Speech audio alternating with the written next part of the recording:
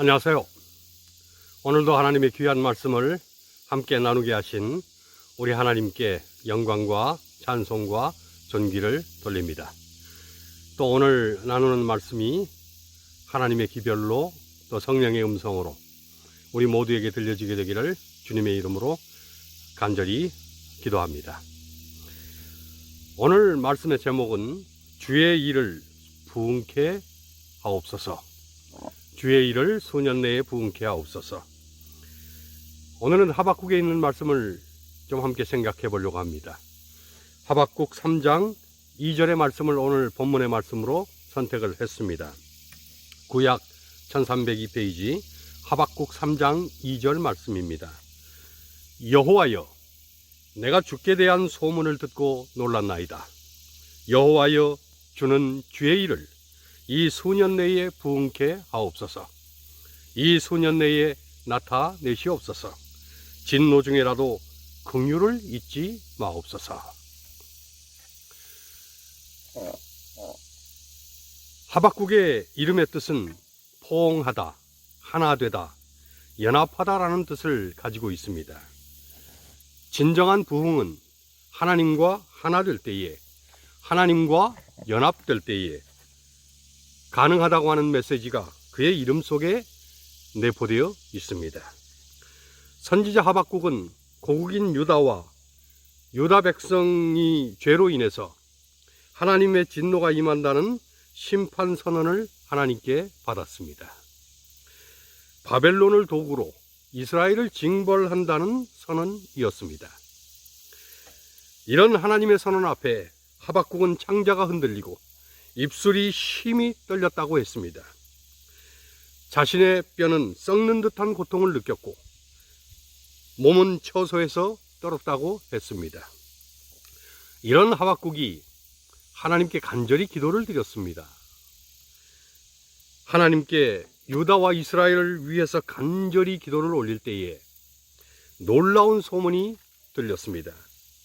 그 소문은 유대 민족을 구원하기 위해서 하나님께서 바벨론을 심판하신다는 소식이었습니다. 이 소식을 듣고 선지자 하박국은 더욱 간절히 하나님께 기도를 합니다. 여호와여, 주는 주의 일을 이 수년 내에 부응케 하옵소서. 그런 기도였습니다. 주의 일은 주님이 하시고자 하는 구원의 역사였습니다. 하박국 선지자는 주님께서 오시기 전 약 600년 전의 사람이었습니다. 역사의 시대는 다 나름대로의 의미가 있습니다. 하박국이 살던 시기는 영적으로 대단히 침체되었던 시기였습니다. 이때의 하박국은 주의 일을 수년 내에 부응케 해달라고 부르짖었습니다. 하박국은 하나님이 하시고자 하시는 주의 일이 부응케 해달라고 기도했습니다. 부흥은 다시 일어난다는 말입니다. 생명을 다시 불어넣는다는 그런 말입니다. 이 말은 지금으로 치면 교회를 다시 부흥시켜 달라는 그런 것입니다. 하나님은 교회를 통해서 하나님의 하시고자 하는 일을 하십니다. 그러니 교회를 통해서 생명을 다시 불어넣는 일, 그 일을 왕성케 해달라는 것입니다. 저는 이 기도야말로 지금 우리가 해야 할 가장 기묘한 기도라고 믿습니다. 저는 먼저 수년 내에 부응케 해달라는 그런 기도를 통해서 침체가 있었다는 사실을 확인하게 됩니다. 하박국의 부응케 해달라는 기도는 유다가 침체가 되었다는 것입니다. 그러니 부응이 절실히 요구된다는 것입니다. 하박국 당시 유다는 무엇보다 영적으로 깊은 침체의 늪에 빠져 있었습니다. 강포가 판을 쳤다고 했습니다. 사람들이 잔인하고 성급하기 그지없었다고 했습니다. 공평과 정직을 버리고 타인에 대해서 무자비하고 냉혹했습니다. 간악하고 술을 즐기며 괴사하고 교만했습니다. 남을 괴롭게 하는 폐역이 도처에 가득했다고 했습니다. 사회 질서를 황폐케 하는 폭행과 겁탈이 횡행했습니다. 율법이 해이해지고 하나님의 공의는 땅에 떨어졌습니다. 그러니 사회와 국가가 침체의 도가니로 빠질 수밖에 없는 것입니다. 그리고 실제로 침체의 도가니에 깊이 빠져버렸습니다. 하지만 하나님의 택한 민족이 망해서는 안 되는 것입니다. 그러니 유다는 하나님께서 선택하여 택한 선민 유다는 회복되어야 했습니다. 하박국은 이런 모든 침체의 요소들에서 일어나 부흥해야 한다고 했습니다. 그가 해야 할 일은 선민 유다의 부흥을 요청하는 간절한 기도였습니다. 신약시대에 와서 요한계시록의 7교회에 보내는 서신이 주어졌습니다. 에베소 교회에서부터 라오디게아 교회까지의 기별입니다. 이 7교회들은 초대교회에서부터 마지막 시대의 교회까지를 아우르는 역사적인 교회들의 모습이요, 진행이요, 과정입니다. 그런데 이 교회 역사의 흐름을 보면 교회가 침체되어 가는 과정을 확인하게 됩니다. 그리고 그 침체의 요인을 올바로 직시해야 우리는 지금 이 시대의 부흥의 기본을 바로 알고 그것을 바로 세우게 됩니다. 침체의 시초는 처음 사랑을 상실함으로부터 시작이 됩니다.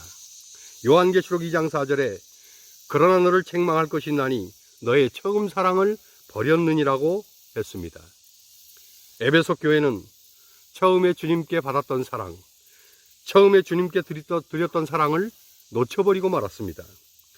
밖으로부터 들어오는 이단 방어에 몰두하다가 그만 형제의 진실한 사랑을 상실하는 실패에 빠진 것입니다. 진리를 수호하고 진리를 고수하는 것은 좋았는데 엄하고 비판적인 태도와 그리고 허물을 찾아내고 단호히 대처하는 과정 속에서 추호의 용서나 아량을 모르는 독선에 빠진 것입니다. 그 결과 사실은 진리의 핵인 사랑을 희생시켜 버렸습니다. 이것이 지상교회의 연약성입니다. 진리를 고수하려면 자연히 논쟁과 투쟁에 빠지고 그러는 동안에 사랑이 식어지는 것입니다. 저는 이 모습 속에서 우리 재림교회의 현실을 봅니다. 바울은 믿음과 소망, 사랑이 언제나 함께 가야 한다고 했습니다. 사랑이 식으면 교회는 반드시 침체합니다. 교회가 어떻게든 부흥하려면 하나님께 받은 처음 사랑이 다시 타오르고 하나님에 대한 우리의 사랑도 다시 타올라야 합니다. 침체되는 시기의 또 다른 전형은 발람의 교훈을 따르는 것입니다. 요한계시록 2장 14절에 두어 가지 책망할 것이 있으니 내게 발람의 교훈을 지키는 자들이 있도다라고 했습니다. 버가모 교회는 발람의 교훈을 따라감으로 책망을 받았습니다. 발람은 사실 이스라엘의 선지자였습니다. 그러나 세상 재물을 사랑해서 모압 왕 발락으로 하여금 모압 여자들을 이용해 이스라엘을 죄악에 빠지도록 했습니다. 발락은 모압 여자들을 이스라엘 백성들이 보는 앞에서 우상 앞에 제물을 준비하고 제사하게 했습니다. 굶주렸던 이스라엘 군인들은 이 광경 앞에서 우상의 제물도 먹고 모압 여인들도 범하는 부정한 제사와 음행을 자행을 했습니다. 그런데 버가모 교회에 이런 유가 들어왔습니다. 마치 이교 신전에 드린 제물을 먹고 잔치를 벌이는 것입니다. 오늘날 많은 개신교회가 세상 제물에 의해 집어삼켜져 버렸습니다. 수십억, 수백억을 들여서 지은 성전에서 예배가 아니라 돈잔치를 하는 듯한 양태를 보이는 것입니다. 그러면서 교회의 신앙 수준, 영적인 수준은 낮아지고 결국 진실한 교인을 찾아보기 힘든 교회의 침체에 빠진 것입니다. 교회는 성령이 원하는 하나님의 진실한 뜻대로 가야 합니다. 세상과는 분명하고도 확실하게 구별되어야 합니다. 부담 없는 설교는 사실 양을 죽이는 설교일 뿐입니다. 예수님은 좁은 문으로 들어가라고 했습니다. 자기를 부인하고 자기 십자가를 지라는 희생을 요구하셨습니다. 피 흘림이 없이는 주의 은혜를 체험할 수 없다고 하셨습니다. 침체의 시기는 결국 죽은 믿음의 시기입니다. 요한계시록 3장 1절은 네가 네 행위를 아노니 네가 살았다 하는 이름은 가졌으나 죽은 자로다라고 했습니다. 사대교회는 영적인 빈사 상태를 만났습니다. 사대교회는 생활 수준이 높은 교인들이 많았습니다. 교회는 화려해지고 윤택해졌습니다. 하지만 주님은 이 교회를 향해서 살았으나 죽은 교회라고 했습니다. 죽은 상태라고 하는 말은 교회가 사명보다 형식에 빠져 있다는 것입니다. 교회가 예수 그리스도보다 조직과 체제를 더 중요시하는 것입니다. 행함과 실천은 없이 이론적인 믿음만을 가지고 있는 것입니다. 외부적으로 큰 교회라고 하는 공명주의에 붙들려 있는 것입니다. 그리고 교인들은 현실적인 안일주의에 빠져 있는 것입니다. 조용히 믿고 싶다. 조용히 그냥 교회만 다니고 싶다. 어떤 직분도 안 맡으면 좋겠다는 것입니다. 이런 침체가 결국은 기도도 멈추게 하고 전도와 구제도 사그러지게 하고 사랑과 헌신, 선교마저 상실한 살았으나 죽은 교회를 만들어 갑니다. 죽은 믿음을 가진 교인들, 이런 교인들이 많아지면서 교회는 영적인 침체에 빠져드는 것입니다. 결국 이런 침체는 차지도 덥지도 않은 교회로 나아가게 합니다. 요한계시록 3장 16절은 이같이 미지근하여 더웁지도 아니하고 차지도 아니하니 내 입에서 너를 토하여 내치리라고 했습니다. 라오디게아 교회는 미지근하다고 했습니다. 이제는 침체가 아예 자리를 잡고 무관심이 교회의 중심을 차지하고 있는 것입니다. 신앙의 성장이 정지되고 형식적인 교인이 대다수를 이루고 있습니다. 아무것도 부정하지 않는 상태가 라오디게아 교회의 특징입니다. 죄도 그다지 부정하지 않고 이래도 괜찮고 저래도 괜찮은 교회가 되어버린 것입니다. 이런 모든 침체의 종합 세트에서 벗어나는 길은 부흥뿐인 것입니다. 하박국은 침체로부터의 탈출은 오직 부흥에만 있음을 알았습니다. 이스라엘이 옛 영광으로 돌아가는 길은 주의 일이 부흥하는 길밖에는 없는 것입니다. 그리고 주님 오시는 그날까지 역시 주의 일만 부흥해야 합니다. 하나님의 약속이 성취되는 그날까지 주의 일만 전진해야 합니다. 주의 뜻이 이루어지면 하나님의 구원의 역사가 이루어지는 것입니다. 하나님은 이 일을 진실된 교회, 진실된 교인들을 통해서 이루어 가시고 진행해 가십니다. 그러므로 교회 운동의 부흥은 우리 속에서 우리를 향한 하나님의 일이 되살아나는 길뿐입니다. 우리에게서 살아나야 할, 반드시 있어야 할 4가지 부흥이 있습니다.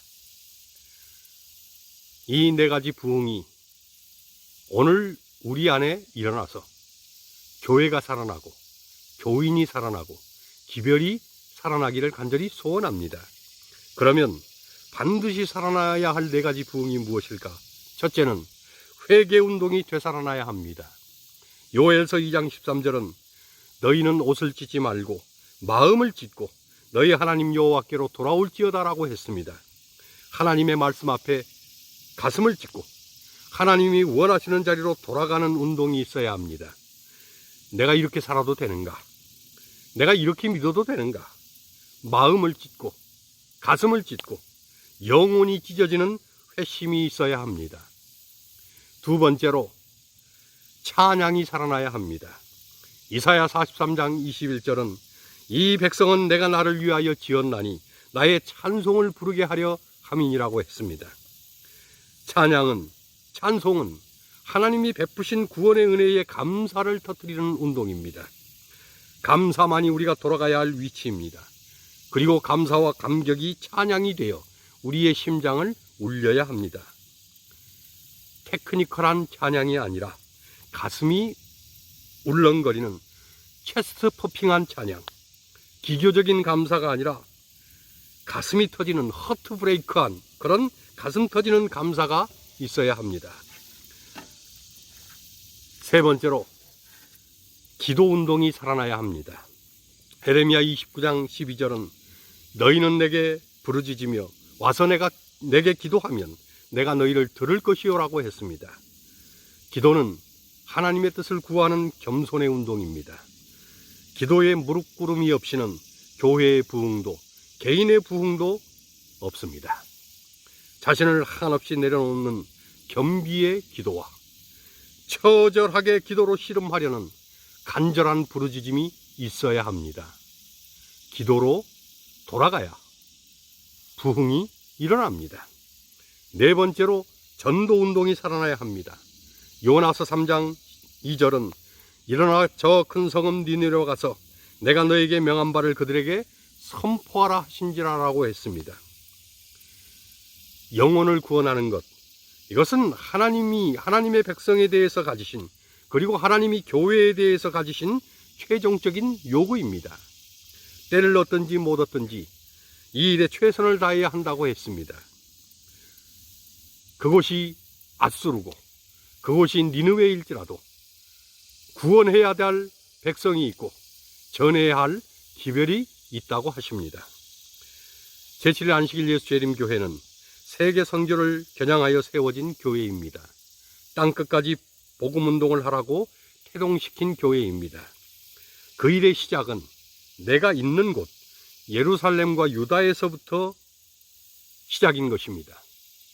그리고 이 말씀을 동일하게 우리에게 적용하자면 리치몬드 교회는 리치몬드와 버지니아가 그 시작인 것입니다.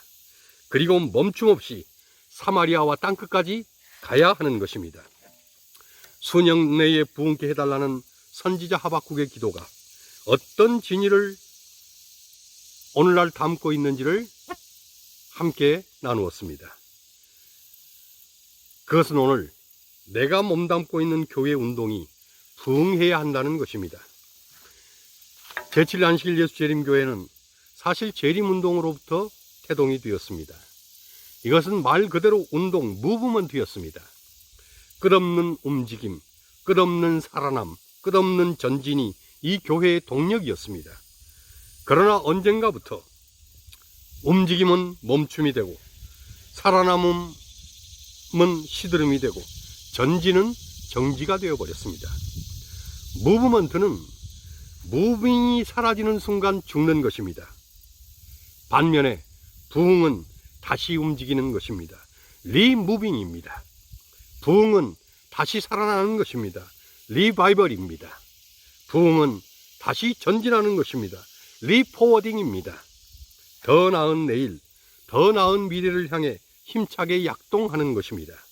그러기 위해서 교회를 향한 주님의 뜻을 잊어서는 안 됩니다. 교회는 세상 흉내를 내서는 안 됩니다. 교회는 세상 것을 가지려고 노력해서도 안 됩니다. 교회는 하나님의 뜻대로만 가야 합니다. 그것이 교회가 갖는 힘이고 교회의 매력이고 교회의 능력인 것입니다. 예수 그리스도만을 소유한 교회, 세상이 갖지 못한 영적인 기쁨을 주고 또 소유한 교회가 되어야 합니다. 이제는 마지막 시대의 교회인 재림교회가 침체에서 벗어나 부흥해야 합니다.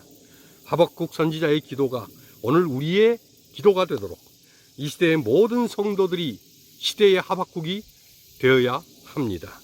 하박국처럼 간절한 심정, 애타는 심정, 찢어지는 심정으로 부흥을 갈망하고 부흥을 염원하고 부흥을 부르짖는 시대의 하박국들이 되어야 합니다.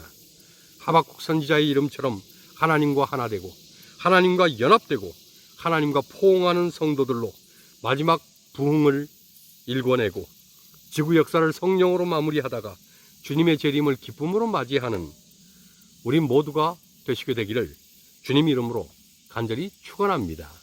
주님 곧 오십니다. 마라나다, 주 예수여 속히 오시옵소서. 아멘.